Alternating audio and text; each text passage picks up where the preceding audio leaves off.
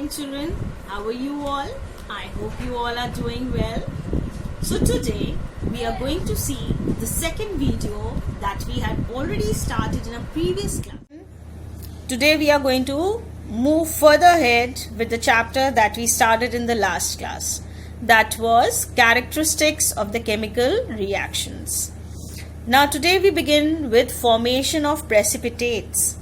Now what is a precipitate, children? Precipitate, over here from the third line you can get, children, underline this. This is the definition.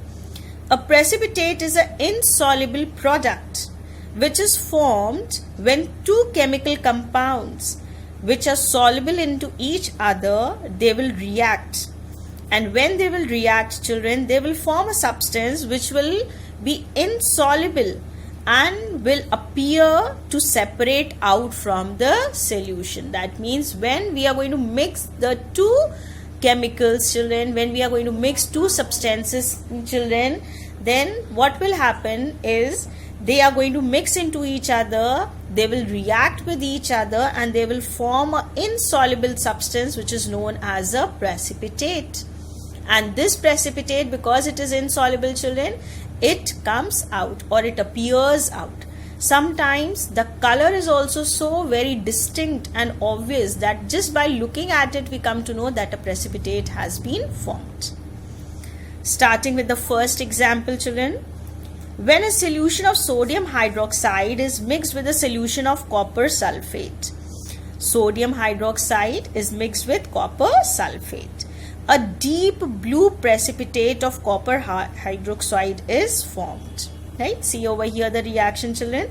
This is a double decomposition reaction. Now a double decomposition reaction, you know, children, where both the reactants, they break into their ions, and when they break into their ions, children, the recombining of the ions takes place. That means they come together with the other ions and they form the products. Right? Now over here I will show you how this reaction is actually taking place. Come to the next side, children, and see this. Come to the next side, children, and see in this box. Blue precipitate of copper hydroxide are formed by mixing sodium hydroxide and copper sulfate. Now in this picture you can see a little dark blue color formation of precipitate has been shown. Right? Now look at this reaction, children. This is sodium hydroxide and copper sulfate. Now how it is going into the double decomposition reaction, I am explaining you that. See, sodium hydroxide will break into sodium ion and hydroxide ion. Similarly, copper sulfate will break into copper ion and sulfate ion. Right? This I have written. So this is a positive ion, positive ion and negative ion. Now one thing more you should always keep in mind, children, whenever a compound is formed, it will always form of a positive ion and a negative ion together. Then only it will become neutral. Okay? So this is how it is formed.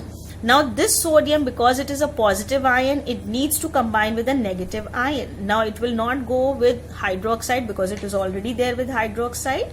It will now come and combine with sulfate because this is negative. Similarly, copper will come with hydroxide because again a positive needs to go with a negative. Now look at this, children. I am explaining you this also. The products over here are copper hydroxide, that's the precipitate, children, and sodium sulfate is formed after the double decomposition.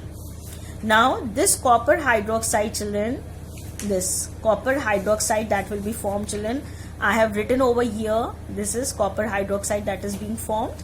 Now copper over here has two positive ions and hydroxide has a negative ion. Now I have written ions over here, but actually you should write the numbers. When we do the crisscross method, children, it doesn't make a difference whether it is a positive ion or a negative ion. We generally write the numbers. But in order to explain you how it is happening, I have written it as positive and negative. Now copper will give the valency to hydroxide and hydroxide will give the valency to copper. That is why we call it crisscross. Now copper will get 1 and hydroxide will get 2 of here. Right? Now whenever it is one number, we don't write it, so I will write Cu. And because hydroxide has a valency 2 now, so we are going to enclose it inside a bracket, and we are going to write a 2 outside the bracket, because this 2 is for both oxygen as well as hydrogen. Similarly, look for sodium sulfate, children. Now this time I have already explained you positive and negative ions, so I have written the numbers now. Sodium has the valency 1 and sulfate has the valency 2. Now when we do the crisscross, children, sodium will get its valency of sulfate and sulfate will get the valency of sodium, right? So SO4 I have put inside the bracket and 1. Now whenever there is 1, we don't write it, it is understood. So when you write the final formula, it is written as sodium Na2SO4. So this is the formula, and this is how after the double decomposition the reaction is written. We come to the next one, children. When a clear solution of lead nitrate and potassium iodide are mixed together, then a golden yellow precipitate of lead iodide is formed. Right? Look at the reaction, children. PbNO3 whole twice lead nitrate. Potassium iodide is Ki. When they will react with each other, they will form lead iodide, that is PbI2, and potassium nitrate, that is KNO3. Now this potassium nitrate is, children, colorless, and the precipitate is now, this time it's a yellow precipitate, and look at these colors, they are also colorless. So it becomes very, very clear when the precipitate is being formed, because both these are colorless. When you mix them together, automatically a substance which is yellow in color starts appearing in the test tube. So it becomes very clear and visible that the precipitate has been formed. That means the reaction has actually taken place. Okay. Now look at this picture, children, how clear the picture is of the precipitate. So just by looking at it, we automatically come to know that a chemical reaction has taken place. Yellow precipitate of lead iodide is formed by mixing lead nitrate with potassium iodide. The next one is, children, when ferrous sulfate and sodium hydroxide are mixed together, then a dirty green precipitate of ferrous hydroxide is formed. Now this time again, the color of the precipitate will make it very clear that the chemical reaction has taken place. Now ferrous sulfate is FeSO4, sodium hydroxide is NaOH. When they will come together, again it is a double displacement reaction, children. See, FeSO4 will break into Fe and SO4, and sodium hydroxide will break into Na and OH. Again, they are going to react with each other, the ions are going to displace, and they are going to rejoin and recombine to form these products, that is sodium sulfate and ferrous hydroxide. So the dirty green precipitate is of ferrous hydroxide. Now look at this one, children. When a colorless solution of silver nitrate is mixed with sodium chloride, then a white precipitate of silver chloride is being formed. Now look at the reaction. AgNO3 plus NaCl will give us NaNO3 plus AgCl. Now again it is a double displacement reaction. So this is going to displace and this is going to combine to form the reaction. Now again this will break into silver and nitrate. This will break into sodium and chloride. And they will again form the products that are sodium nitrate. Sodium will come with nitrate and silver will come with chloride, silver chloride. The precipitate is of the silver chloride that is being formed. That's the white precipitate that can be seen in this picture, children. So all these reactions, they show the formation of the precipitate, which leads to the inference that in a chemical reaction the precipitates can be formed. Okay. So the next thing that will tell us that a chemical reaction has taken place is the energy change. There are two kinds of reactions, children, depending upon the energy that is either absorbed or is being released. If the energy is being released, children, they are known as exothermic reaction. And in case the energy is being absorbed, that means it is taken in, then it is known as endothermic reaction. Many reactions give off energy. Energy is also produced and released in the form of heat or in form of light, or at times in both the forms. Chemical reactions that give off energy are called exothermic reactions. Now the reactions, children, that will give out the energy in the form of heat and light, they are termed to be exothermic reaction. Now in your books, a picture of an exothermic reaction is given. You can have a look at it. The energy released in the explosion of nitroglycerin can break and move the rocks also. The complex nitroglycerin molecules are converted to 4 gaseous products that are carbon dioxide, nitrogen, oxygen as well as water vapor. So this is a exothermic reaction, children, where a lot of heat energy is being given out. Now another example of the same thing can be, children, quicklime. Now if we take quicklime, children, and we add water to it, then it becomes so hot that it starts boiling. Now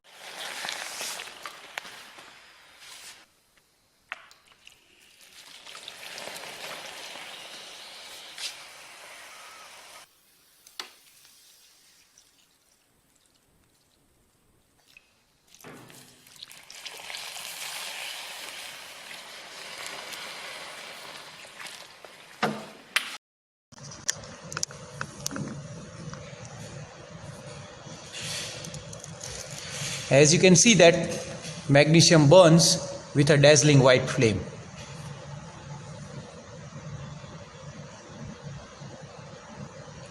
Now as the reaction is completed, you can see that this white color thing is being produced. This white color is nothing but magnesium oxide. Even let's try to break it. This is white color powder. This white color powder is nothing but magnesium oxide. Now children, the next thing that we see is change of state. Now molecules present in a solid are in a state of slow vibration. You know children, in solid the molecules are so close to each other that they are not allowed to move out of their place because the intermolecular spaces are negligible and the intermolecular force of attraction is very, very strong. So the molecules can only vibrate in their places, but they can't leave the places. So when we heat them, we give them extra heat energy, then these molecules absorb the heat energy and start vibrating with a vigorous speed. That means vigorously they start vibrating in their own place. And this vibration is so much that it releases or it breaks the bond, children, that are there, or the bonds that are holding them there in their solid state. So when these bonds are broken down, when these bonds break, children, then the solid does not remain in the state of solid, but it starts changing and coming to the next state, that is a liquid state, and that is what we say melting. So a solid will only melt when we give them an extra heat, and that extra heat can actually help them to break the bonds and start moving from a solid state to a liquid state.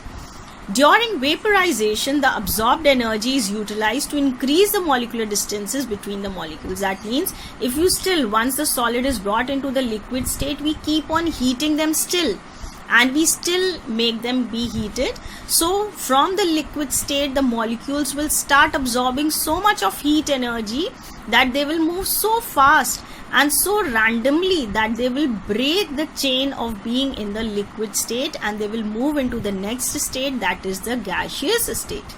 And now in a gaseous state, children, the intermolecular space will be too much and the intermolecular force of attraction will become almost negligible, and that is how they will change from the liquid state to the gaseous state.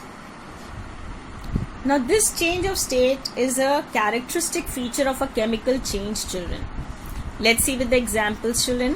When ammonia gas reacts with chloride gas, see, ammonia is NH3 and hydrogen chloride, that is the chloride over here, HCl, both are in the state of gas, children.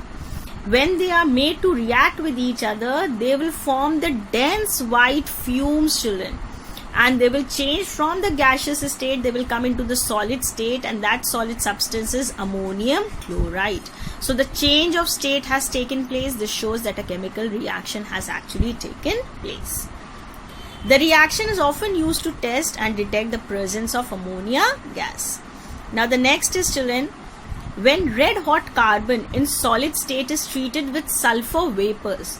Now red hot carbon it is made to react with sulfur vapors. Now this is a solid state and this is a gaseous state. When they will mix with each other, children, they will form another product which is now in the liquid state, and the name is carbon disulfide. See, so the change of state is taken place and it becomes very clear that a chemical reaction has actually taken place. When ammonia reacts with excess of chlorine, a yellow explosive liquid known as nitrogen trichloride is formed. Now see, this is a word reaction, children. Ammonia plus chlorine will form nitrogen trichloride and hydrochloric acid. Now this is the reaction given in your books, children. Ammonia and chlorine, right, forms nitrogen trichloride, NCl3 plus HCl, right, and this is the explosive liquid. Okay, so the last thing that we see in the lesson are known as catalysts, children. Now you can underline, this is the definition, children. A catalyst is such a substance which can increase or decrease. That means they can increase. If they increase the speed, they are known as positive catalyst, children. And if they decrease the speed of the reaction, they are known as negative catalyst. But they will themselves not undergo any kind of a change. That means they will remain unaffected in the reaction. So such substances which can speed up or speed down a reaction without taking part itself in it is known as a catalyst. When a catalyst accelerates, now when it speeds up, accelerates means increases the speed or speeds up, that is known as a positive catalyst. Like manganese dioxide is a positive catalyst used in the decomposition of potassium chlorate, okay, into potassium chloride and oxygen. On the other side, children, if a catalytic substance or a catalyst will slow down, retard means it will slow down, it will decrease the speed, it is known as a negative catalyst. Like alcohol retards the oxidation of chloroform to poisonous phosgene. That means it acts as a negative catalyst. Okay. Now even a human body produces enzymes which you can term them like catalyst only, children. Enzymes are produced within the body of human beings or animals, children. They help in speeding up or accelerating the rate of the biochemical reactions. Now inside a body, children, every time a biochemical reaction is going on, so those biochemical reactions are speeded up or they are increased in speed takes place of this biochemical reaction due to the enzymes which are produced or which are present in our body. For example, one example is also quoted over here, children. Saliva contains salivary amylase. This initiates the decomposition of carbohydrates. The carbohydrates that we are eating, they start decomposing, they start breaking down due to the salivary amylase. This is an enzyme, children, which is present in the saliva.